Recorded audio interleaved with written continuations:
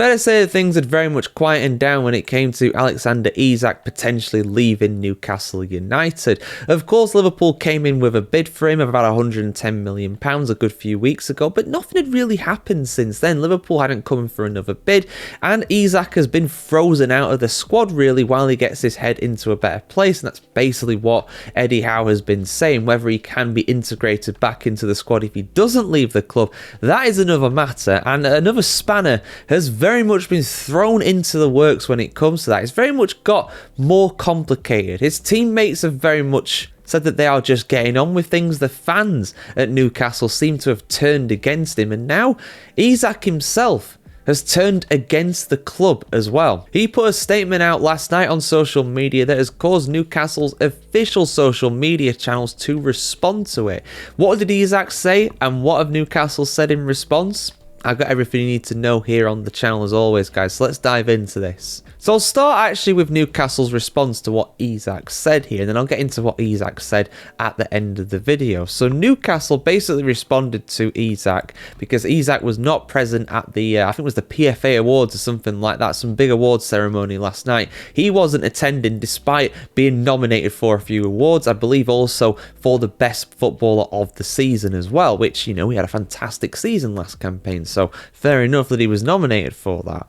But Newcastle have said the following on the Isak situation. We are disappointed to have been alerted to a social media post by Alexander Isak this evening. We are clear in response that Alex remains under contract and that no commitment has ever been made by a club official that Alex can leave Newcastle United this summer.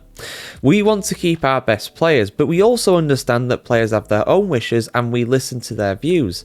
As explained to Alex and his representatives, we must always take into consideration the best interests of Newcastle United, the team and our supporters in all our decisions, and we have been clear that the conditions of a sale this summer have not transpired. We do not foresee those conditions being met. This is a proud football club with proud traditions and we strive to retain our family feel. Alex remains part of our family and will be welcomed back when he is ready to rejoin his teammates. But what did Isak say? Well, he posted this on, I believe, Instagram, definitely one of the meta profiles looking at the overall look of this story, but he put the following on social media. I'm proud to be recognised by my fellow professionals with a place in the PFA Premier League team of the season for 24-25. First and foremost, I want to thank my teammates and everyone at Newcastle United who has supported me along the way. I'm not at the ceremony tonight. With everything going on, it didn't feel right to be there. I've kept quiet for a long time while others have spoken.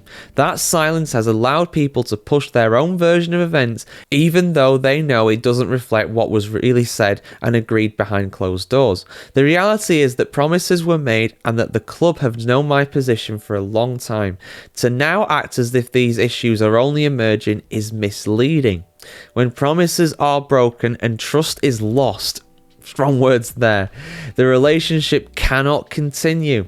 That is where things are for me right now, and why change is in the best interests of everyone, not just myself. So, interesting stuff. Who's telling the truth? Who is telling porky pies? Let me know your thoughts in the comments below. But for me, regardless of who is telling the truth, like Isak said, I don't think this relationship can continue. The fans have turned on him. If he does, of course, turn up in a black and white shirt again, I don't think he'll be really welcome back into St James's Park. I'm not saying that's right or wrong. I'm just saying that's the reality of the situation. If I was a Newcastle fan, I would be absolutely fuming at this situation as well.